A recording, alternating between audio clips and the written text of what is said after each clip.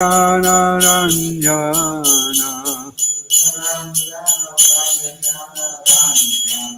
Yashodanandana Braja Jananandana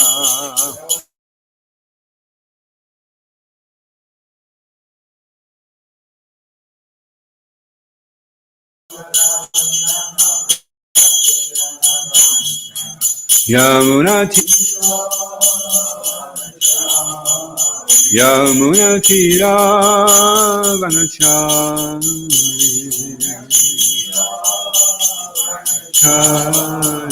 Jaya Raja Madhava Kunjabihari Kunjabihari Hare Krishna Krishna Krishna Hare Hare Hare Rama Rama Rama Hare Hare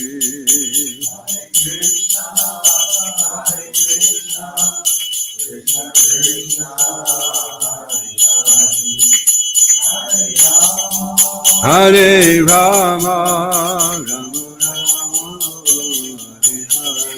Hare Hare Hare Krishna Krishna Krishna Hare Hare Hare Rama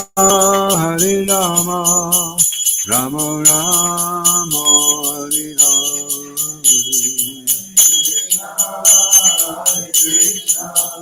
Krishna Krishna Hare Hare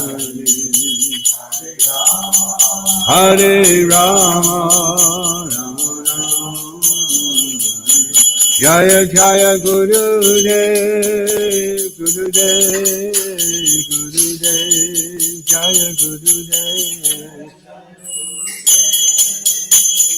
Dev Gurudev Jaya Jaya Prabhupada Prabhupada Prabhupada Prabhupada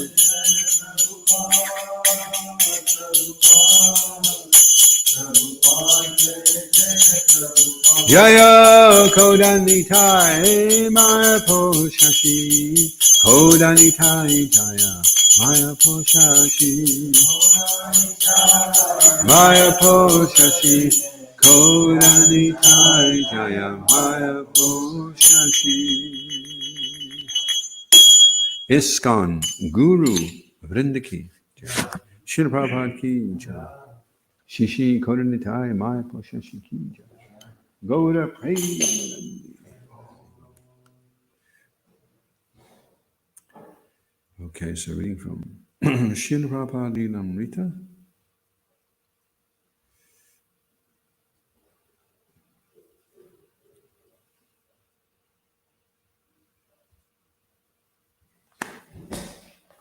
And it's Uniting Two Worlds, and the chapter is entitled, I have done my part. The righting of the will would not be done, with the attitude that the end had come, but in the spirit of preparing for the worst. It also meant finishing things so they would not have to be done at the last minute.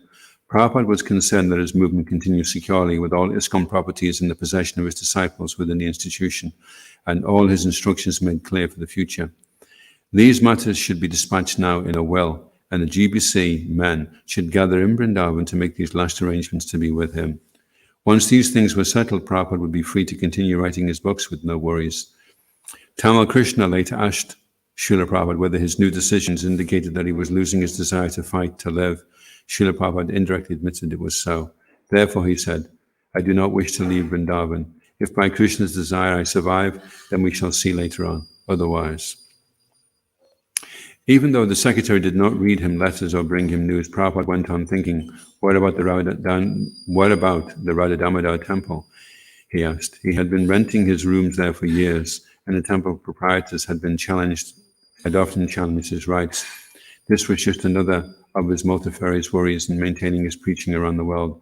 Prabhupada advised that his disciples always live in the Radha Damodar rooms. That would prevent the landlord from trying to use them for something else. Even while lying quietly resting, Prabhupada would turn over such problems in his mind. Krishna wanted to double check to see that Prabhupada actually wanted all the GBC men from all over the world to come. It would be costly and demanding, so he wanted to be sure that Prabhupada really wanted it. When Srila Prabhupada assured him that he did, Krishna, who saw his service as responding to whatever Srila Prabhupada desired, also spoke in favor of the idea. Because they love you, said Krishna, I'm sure they will all want to come and be with you. Your love for me, said Srila Prabhupada, will be shown by how much you cooperate to keep this institution together after I am gone. You can turn that the other way around, is if people are not willing to cooperate, then how much do they love Srila Prabhupada? Om Namo Bhagavate Vasudevaya. Om Namo Bhagavate Vasudevaya. Om Namo Bhagavate Vasudevaya. We're reading from the Srimad Bhagavatam, Canto 5, and we're still in chapter 14, the Forest of Enjoyment, and its text 34, yeah, okay. Oh, okay. So I'll just run through the Sanskrit and English. Kvachit chitta vatan aneka davika botika minyanam dukhanam pratinna varane kalpo duranta vishaya vishana ashte. Translation: the conditioned soul suffers many miserable bodily conditions, such as being affected by severe cold and strong winds. He also suffers due to the activities of other living beings and due to natural disturbances. When he is unable to counteract them and has to remain in a miserable condition, he naturally becomes very morose because he wants to enjoy material facilities. Text 35. Kwachin mito vyavaharan yatkinchit danam opayati vita satyena. So responsibly please. Kwachit, sometimes or somewhere, mita vyavaharan, transacting with each other, yat, whatever, kinchit, little bit, danam, material benefit or wealth, apayati, he obtains, vita satyena, by means of cheating someone of his wealth. Translation: sometimes conditioned souls exchange money, but in due course of time, enmity arises because of cheating. Although there may be a tiny profit, the conditioned souls cease to be friends and become enemies.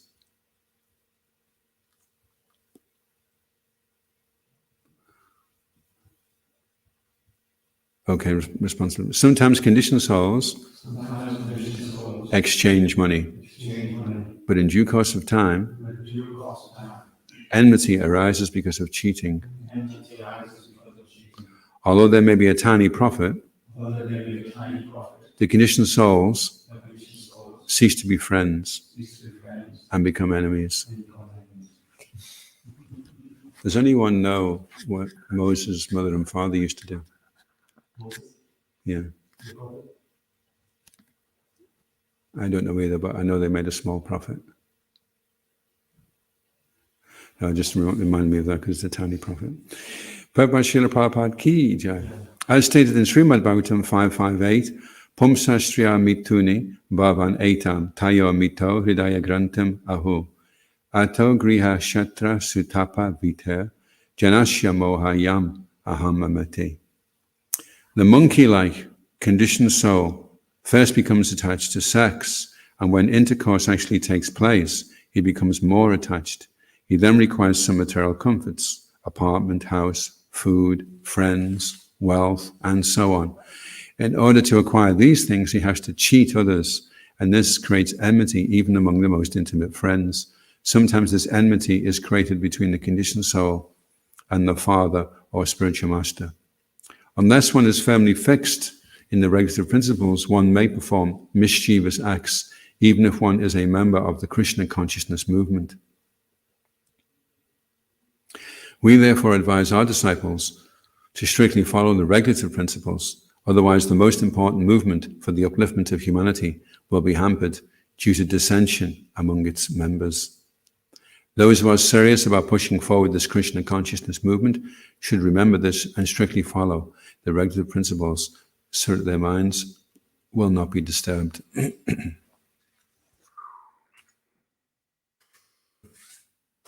Om Agyanatimirandasya Ganandina Shalakaya Chakshavatam Jena Tasmai Shri Gurave Namaha Shri Chaitanya Manavastam Stapitam Yena Bhutale Swayam Rupgadam Ayam Dadati Swapadantikam Jai Shri Krishna Chaitanya Prabhunichananda Shri Advaita Gadadha Shri Vasadi Gaura Bhattarinda Hare Krishna Krishna Krishna Hare Hare Hare Rama Rama Rama Hare Hare. So there's an interesting letter by Srila Prabhupada, and it says, any difficulty you have with another devotee is due to your lack of Krishna consciousness and not theirs. And then he says in bold letters after that, is this clear? So they say it takes two to tango. So if you're always the humble one and ready to offer all respect to others, then there can never be a fight. Even if somebody comes up to you and pushes you and you say, oh, Prabhu, I'm sorry, did I hit your hand? Then there's no fight, is there? Like when Bhrigu Muni went to Krishna and kicked him on the chest, and Vishnu said, oh, I'm sorry, did I hurt your foot? Goddess Lakshmi wasn't very happy. That's why the Brahmins are always poor now, because she doesn't stay around them. But so Lord Vishnu is showing us this is the example. I mean, if anyone has got the right to take offense at being kicked on the chest, it's got to be the Supreme Being himself. So who are we? We could say, well, I'm maybe not as important as Vishnu, but I'm still pretty important. I'm the president of the Tiddlywink group in South Lanarkshire, or whatever it is, you know. So there's Krishna showing. What's interesting as well is the reason why we follow the regulative principles isn't so that we can lead a miserable life and be really, really sad and chant Hare Krishna and be unhappy. The reason we follow the regulative principles is so that we can chant Hare Krishna properly. And if you're chanting Hare Krishna properly, then you're happy automatically. So sukham katam avyayam, the process is joyfully performed. If it's not joyful, then it's not the process. Whatever you're doing, it's not the process. Because the whole process is that it is joyfully performed. So you're not doing it properly if you're not joyful. So the reason why we're not joyful is we're affected by the lower modes of nature, rajas and tamas. And the regulative principles, they establish us in the mode of goodness. They establish a sattvic state of consciousness. And in that very clean and peaceful state of consciousness, it's much easier to chant. And when you're chanting nicely, then automatically you experience the bliss and the nectar of Krishna consciousness. So dissension is caused because the factors are disturbed, and so they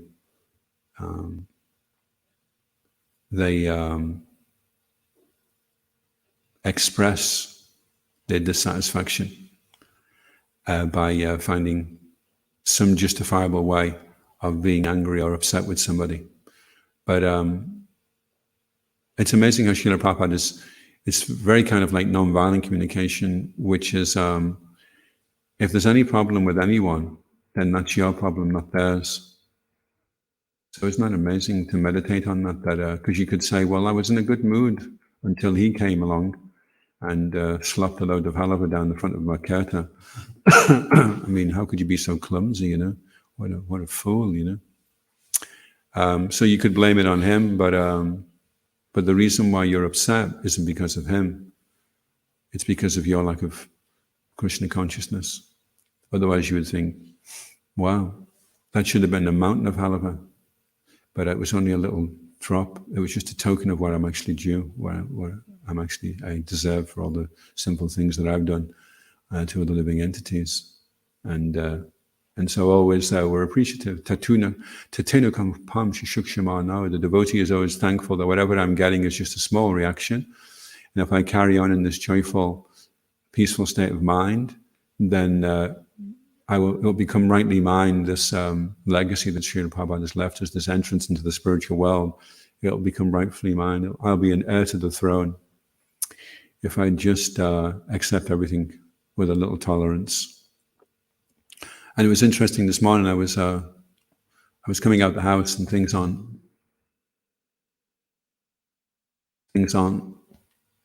light anymore. So when I'm walking out the house, if it's not light, then I'll go onto the road. But I thought, well, I'll just go up the back path anyway. So I went up the back path.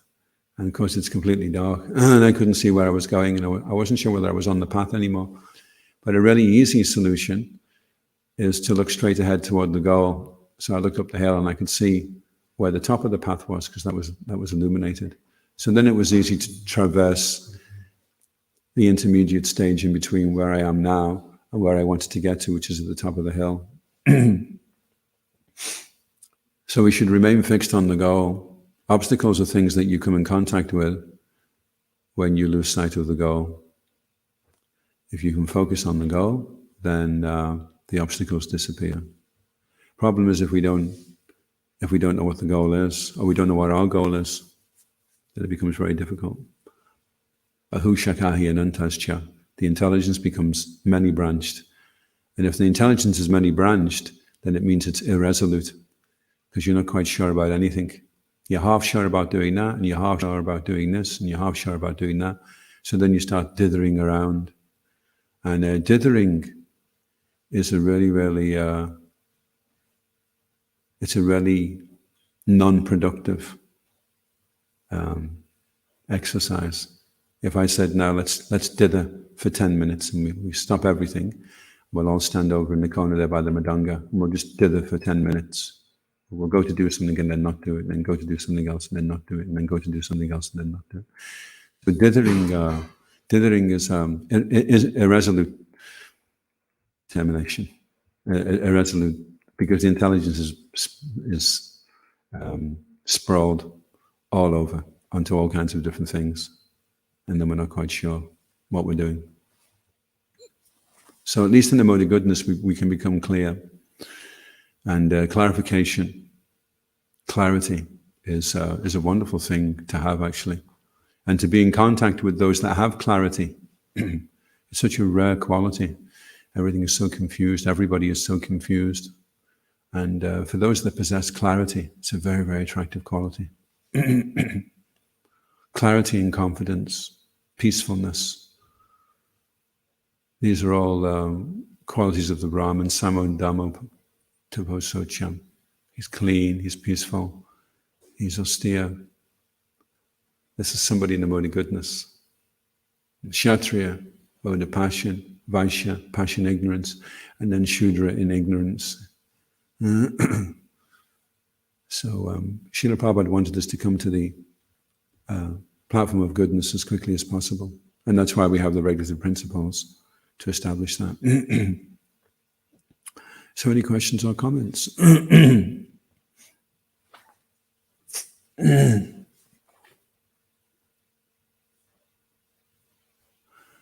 Yes, Felix Guru. Is it possible to always be in the mode of goodness? Because I hear you through more than fight supremacy. So isn't it a constant battle to be situated in the mode of goodness? Yeah, there's a beautiful before you start puja, it says, just as the ground is the only shelter for one who has fallen, so you, my Lord, are the only shelter for one who has offended you. So unfortunately, part of the territory, Rupa Goswami explains that the path back to Godhead is winding and slippery because it's covered in sandalwood paste and kumkum. So it's very rare that a devotee will just traverse along in a completely straight line without encountering something, some problem. And so the proactive way to safeguard against any problems that may arise is always to take the humble position, because the false ego will generally say, it's not my fault. And we'll try and justify any mistakes that we make.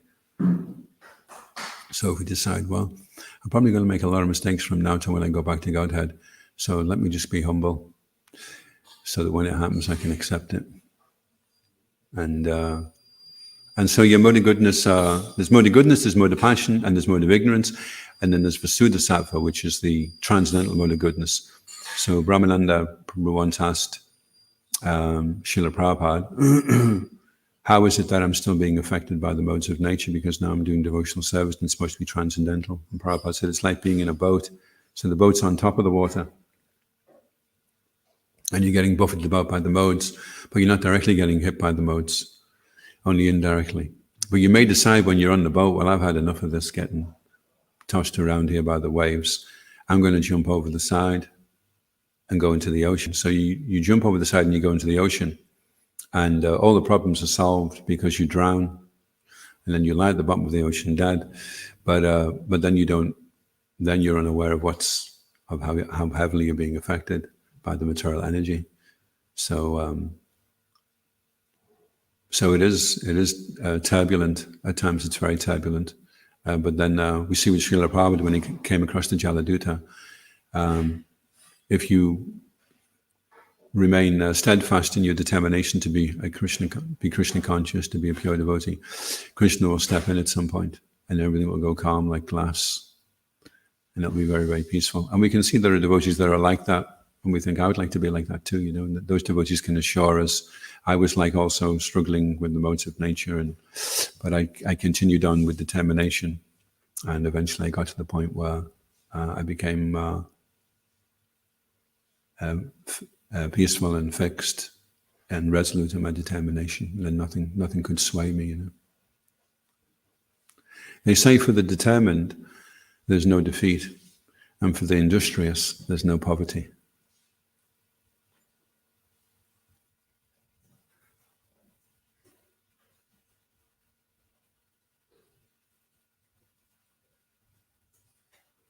So even Lord Brahma, he's very much in the stories. Actually, Jad Bharat was also in very high consciousness, and he became disturbed by Maharaj Rahugan. But then he kind of faltered, and then immediately he regained clarity. So it may happen sometimes. There may be some turbulence. Part of the challenge is to be ready for that, because we have this utopian idea that when I become Krishna conscious, I'll go to put my Crocs on, and I won't be able to get them on because I'll be half an inch above the floor, just floating along. Then I think, well, I don't really need my Crocs because my feet aren't touching the floor anyway. I've become so transcendental. Then I'll just kind of float up the stairs, float into bed, float down for prasadam, and everybody will be nice with me because I'm pure now, and everything will be hunky-dory, And that's why we have Bhagavatam to show us that the material world is a treacherous place, and even the eternal associates of the Lord undergo all kinds of difficulties,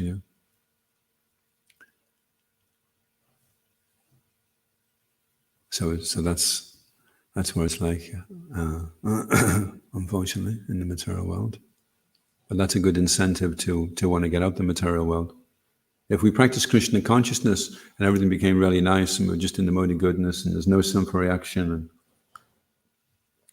and we bump into people on the street and they just give us £50 and say, have you got any books?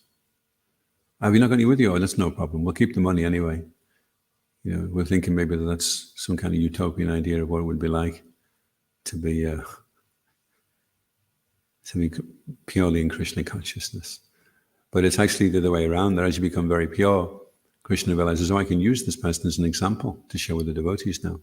I can put him into some difficulty and he can show how to push on with determination, and that will encourage other devotees that are struggling, that just chant Hare Krishna and fight.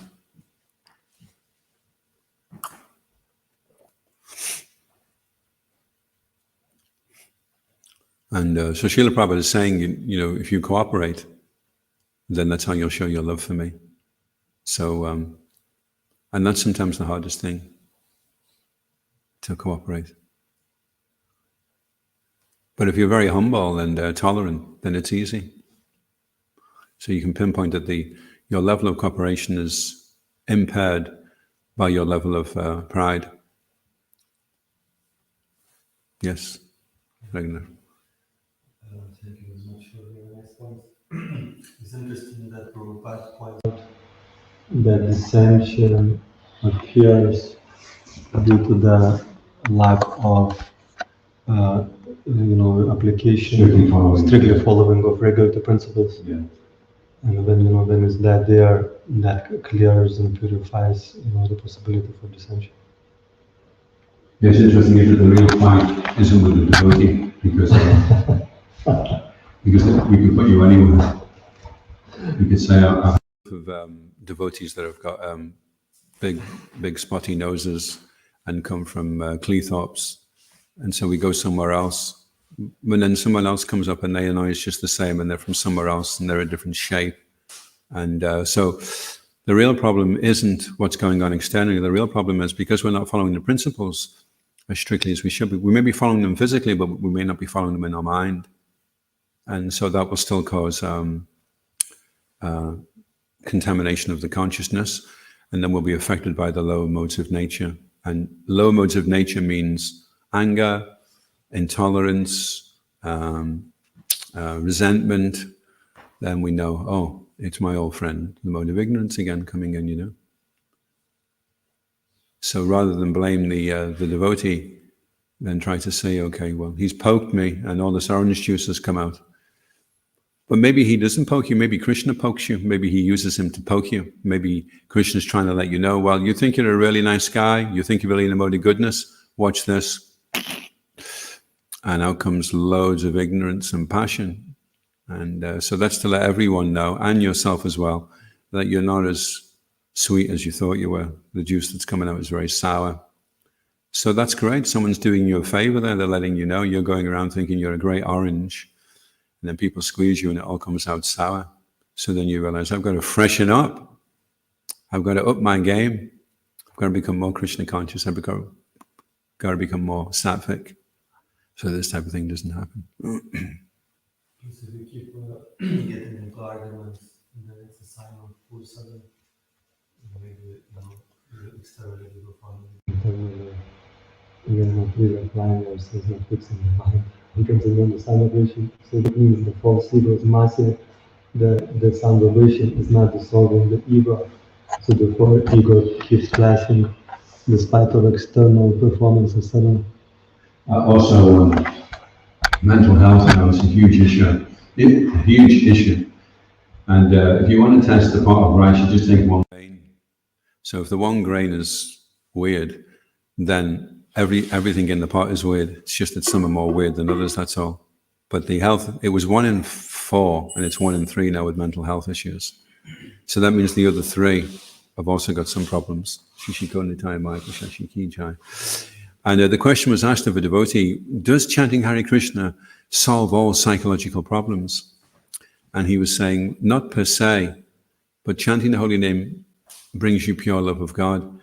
And when you realize how much Krishna loves you, and you realize how much you love Krishna, then that heals a lot of the trauma, a lot of the psychological trauma that people are experiencing. It's because of the inability to appreciate how much love Krishna has for them. So the chanting helps us to become aware of that, and then that helps us to heal from all the different traumas that we've been exposed to, and which has therefore compromised our ability to associate and cooperate nicely.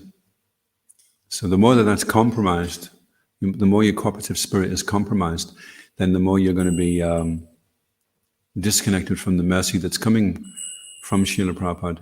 Because if you love Srila Prabhupada in terms of how well you cooperate, then obviously you're going to get a lot of empowerment, a lot of encouragement, a lot of Shakti. It's like ultimate goal of Krishna consciousness is to make spiritual advancement. So if you cooperate and work with even if it's kind of very difficult, but then you get that mercy to do make a spiritual advancement. So you're achieving the goal. Maybe the situation will not be perfect, whatever the case may be. But because you're making spiritual advancement, it's becoming perfect. Yeah. But if you're becoming like resentful, critical, uncooperative, etc., then how that spiritual advancement, it means you're not spiritually advancing and you're creating a trouble for others, because you will be going around, criticizing and etc. So in missing the whole point, is no question of dancing. So if you're somehow or another able to work, tolerate, work it out somehow or another, and make spiritual progress, then eventually you'll be able to make the difference that you think is lacking. Yeah. Yeah, that's why Prabhupada is saying mature understanding of Krishna consciousness is difficult to experience from the devotee is your lack of Krishna consciousness, not their lack of Krishna consciousness. Is this clear? And practically every letter that Srila Prabhupada answered, even if the person was complaining about, the such and such a person has just been smoking a cigar, or he's been doing something really terrible, or this or that. But Prabhupada would always say, okay, so what are you going to do then? How are you going to be more helpful? How are you going to be more... he would never attack the person that was at fault. So Srila Prabhupada always brought it back onto... So it's a very proactive philosophy, Krishna consciousness. It's not reactive. Reactive is, it's everyone else's fault. Proactive is, it's my fault. The only thing wrong with ISKCON is that I'm not a pure devotee. It's interesting if you look into some most prominent leaders in ISKCON today, a lot of came out after very difficult situations. That war, quite tough, but they kept, their Krishna consciousness, they kept cooperating, and then they emerged as very, very powerful leaders because of that purification and empowerment and mercy they received in those situations. And now they are making the very difference that maybe it was wrong, when the things were going wrong, that they kind of worked with it somehow. There's no good reason for being discouraged. You can't find it anywhere. You could say you're pretty damn Prabhu. I've got a fantastic reason for it. Oh, really? Yeah? Yeah, I mean, nobody can deny this. I mean, this is a beauty. It's called a grungy payoff. A grungy. A grungy is like, say when you were 10 years old, your dad hit you on the head with a cricket bat, and you really hate your dad, and so that's a grungy. But the payoff is, it means that nobody can put too much responsibility upon you, or nobody can hold you accountable too much. Nothing's really your fault because you're really in the victim mode. It's not my fault. If he hadn't done this and he hadn't done that. So that's the grungy, and then the payoff is nobody can blame you. Nobody can point the finger at you. You're the poor guy that got hit with a cricket bat. If your dad hadn't done that, you'd have been okay. But a grungy payoff. You have these different grungies, and they're to justify you being discouraged or unhappy or unenthusiastic. I've got some great reasons for not being enthusiastic. I've got a book of them actually. There's actually a guy called Roger, and he has a book, and it's full of dodgers. It's called Roger the Dodger. And when his dad says to him, I'd like you to clean the car, Roger looks in the book, dodge for cleaning the car, and he finds a dodge so he doesn't have to clean the car. Roger the Dodger. So Krishna's putting us into situations, and we can surrender or we can dodge it. We can blame it on someone else. It's not our fault. It's his problem. If he hadn't done this, I wouldn't have done that. If he'd have left me alone, I'd have been, So that's like Roger's book of dodges. You know what a dodge is? A dodge, it's when if you go like that, or like that. Somebody else used to call it swerving and serving. It would seem like they were serving, but they were actually swerving. Would you like me to do that? And they were only asking that so that they could do something else to avoid doing something else. Instead of serving, they were swerving.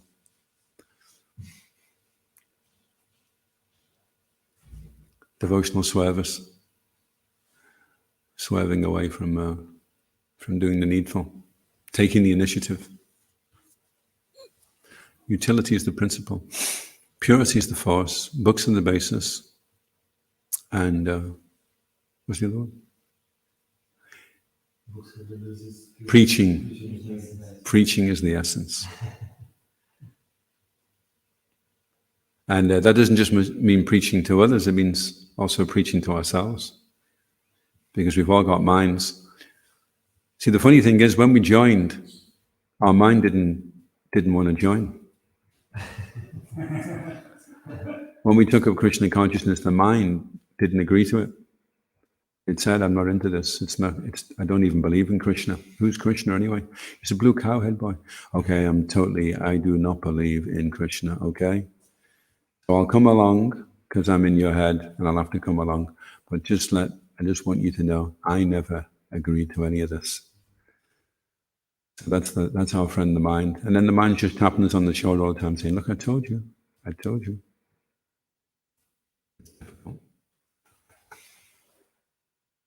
I was thinking recently was another form of preaching.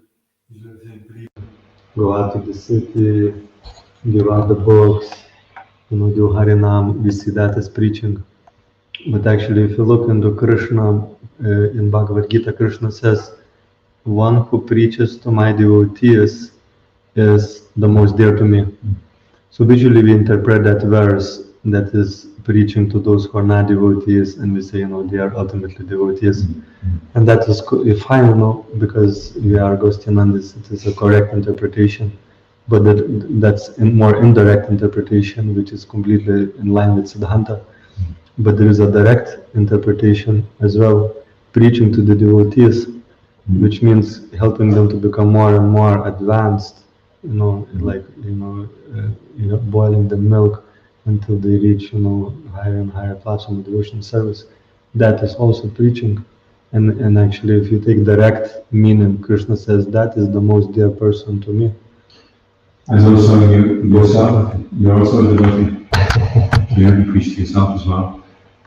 So that means when the mind is saying, I don't like that, Krishna is so cruel, this is so unfair, then you say to the mind, no, Krishna is really, really kind. He's love personified. Radharani is his compassionate nature embodied. Lord Chaitanya is in the mood of Radharani. He's so kind, he's so loving. You have to appreciate that. So that's the challenge, to find the love, to try and find where is the love. The love is there, and Krishna consciousness is developing the art of appreciating Krishna's loving hand, Krishna's loving kindness. That everything he's doing is for our betterment.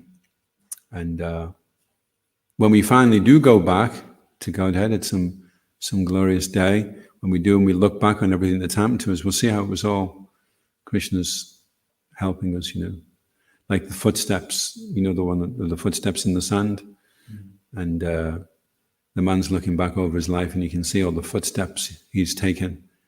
And he can see 2 pairs of footsteps because the Lord is always with him, walking with him, But then he looks back and he sees that on all the most difficult times in his life, it went down to just one single set of footsteps.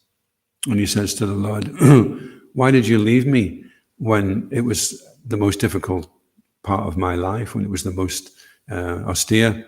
Why did you just leave me on my own? And God says to him, that was when I carried you. So that's why there was only one set of footsteps.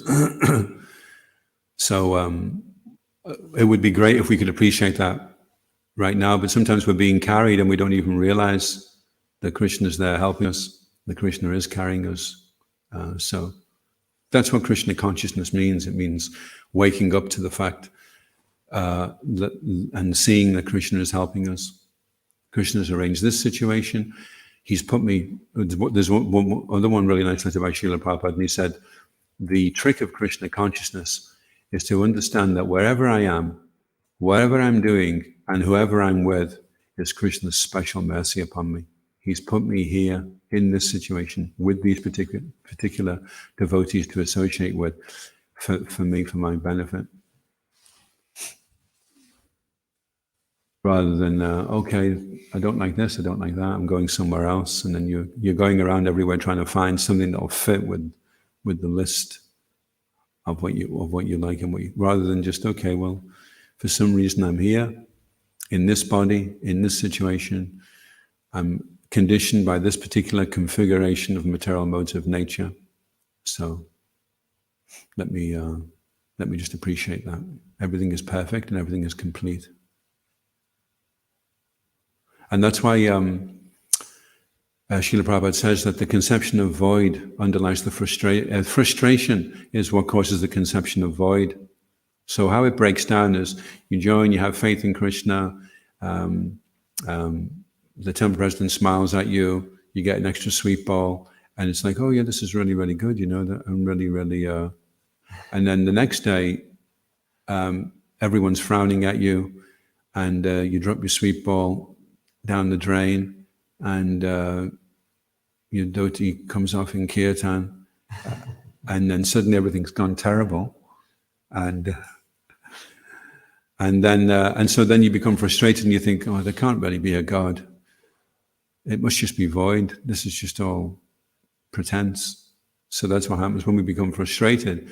Then we can conclude that there's void. So it's important that when we're feeling frustration, that we gain clarity, that we situate ourselves in the mode of goodness to be able to see what's going on, be able to appreciate what's going on,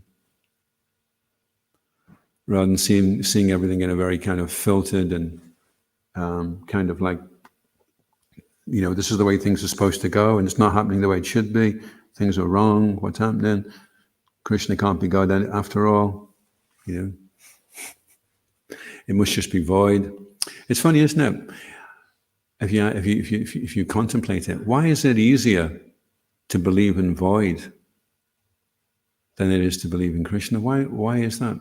It's very appealing, isn't it? It is for me anyway, that there's just nothing. It's kind of like, well, you can kind of accept there was always just nothing. That nothing came from anywhere because there was nothing. It was just always nothing. It's just void, for eternity, just silent, cold, black void. For some reason, that's easy to accept, isn't it? One of the points I think would be that in that acceptance, there is no need for surrender. In accepting nothing, okay, I don't have to follow a particular set of instructions ordained by someone. I don't have to surrender to someone, and we all in this group or league of nothingness can carry on with our nothingness. Which is interesting, is the philosophy of if you've got a really, really sore elbow and you go everywhere to try and sort your elbow out, and you go to all these specialists and you can't sleep at night because your elbow's so sore and you're taking painkillers and nothing's working. And then you decide to just chop your arm off. And then you see your friend the next day and he says, how's your elbow? You say, it's absolutely fantastic because I haven't got one anymore.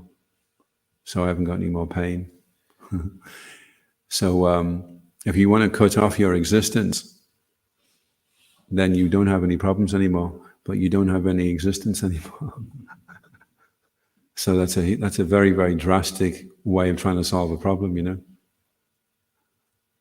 The solution is worse than the problem. The patient's dead, but the operation was a success. So I don't exist anymore, but I haven't got any problems anymore. I think I prefer to exist and have problems than not exist. At least if you exist, there's a chance in the future you'll get free of your problems. If you don't exist, then that's it. Game over. No progress, nothing. You just pull the plug out and you void out. Avoid. Isn't it interesting? Avoid. I want to avoid. I just spaced out. What do you mean you spaced? I didn't see the time. You didn't see the time, and you look at your watch. It's like I just don't want. I want to be nothing. I don't want to be held accountable. I don't want to be a person. I don't want to be responsible. So television, intoxication. It's a way of voiding out a distraction, so that you don't have to be. You're not a player anymore. You're just an observer. You can't be held accountable. I'm just like a cloud floating past. Don't worry about me. Avoiding. So that's what void is. avoiding your existence.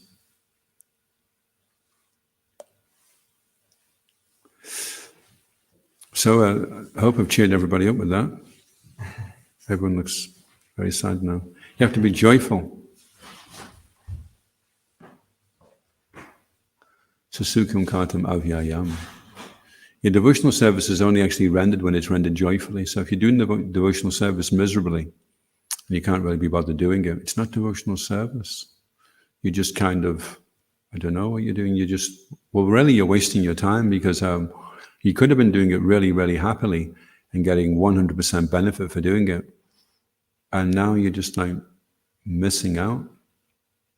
Like this morning, that point, don't waste your time chanting. You're going to have to do it anyway, right? It takes the same amount of time to chant really, really terrible rounds as it does to chant really, really good rounds. It takes the same amount of time to sit in class awake as it does to sit in the class asleep. It's the same amount of time you're still away from prasadam.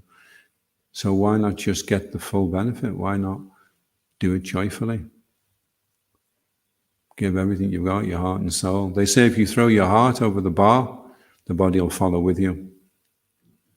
You know, these guys that do these pole vaults, they run up and they throw their heart over the pole first, over the little stick thing, and then the body just follows after them. Throw your heart into it. Throw your heart into it and your body will follow.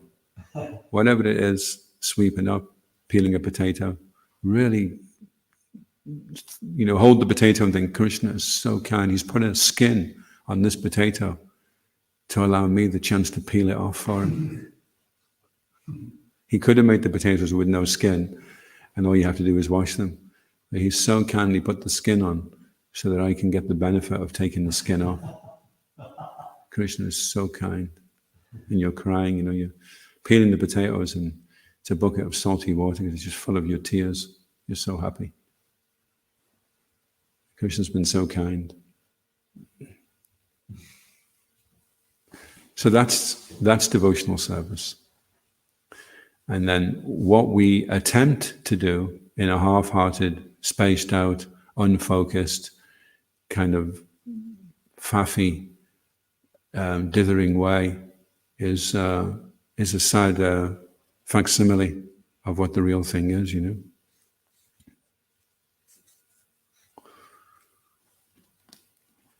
So we have to grab it and hold on.